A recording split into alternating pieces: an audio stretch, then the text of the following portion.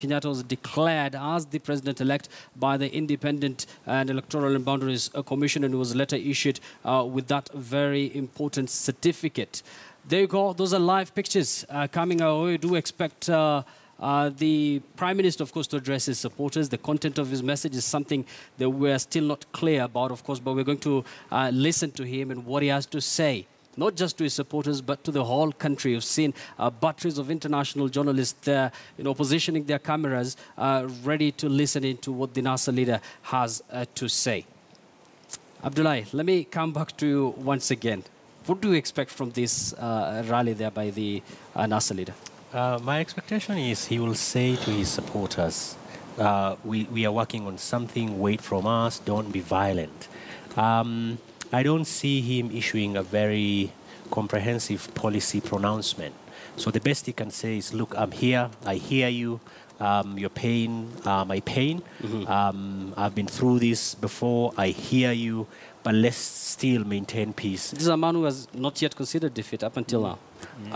Do you think that should be part and parcel of his address there? that should be that would be his personal discretion, but I'll be hard pressed to see him do that here today. But if he does, I mean, I'm happy to be pleasantly surprised, and then, he let the country go. Yeah.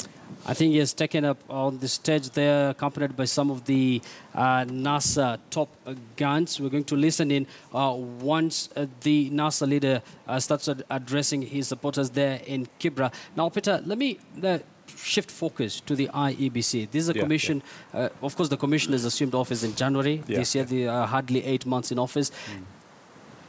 Putting that into consideration and how they performed, and they've been given clean bill of health by so many observers, including international observers.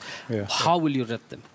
I think you have to rate IEBC from a multiple points of view.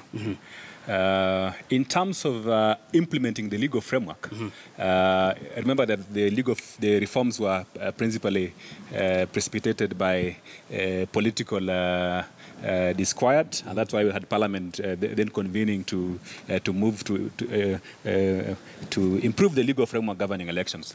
So insofar as they have responded to those changes, you get the impression that they have actually implemented the provisions of the Elections Act to the letter. Because what are the requirements in law? The requirement in law is that the IEBC was supposed to, on the presidential election, it was supposed to transmit results electronically. Results from the polling station to the are supposed to go to the constituency station electronically, and then from the polling station again to the National Tallying Center electronically. Then at the National Tallying Center, there are two issues which the Commission is supposed to do: to tally and verify. So, and in terms of verification, again, there's a legal requirement that the Form 34s are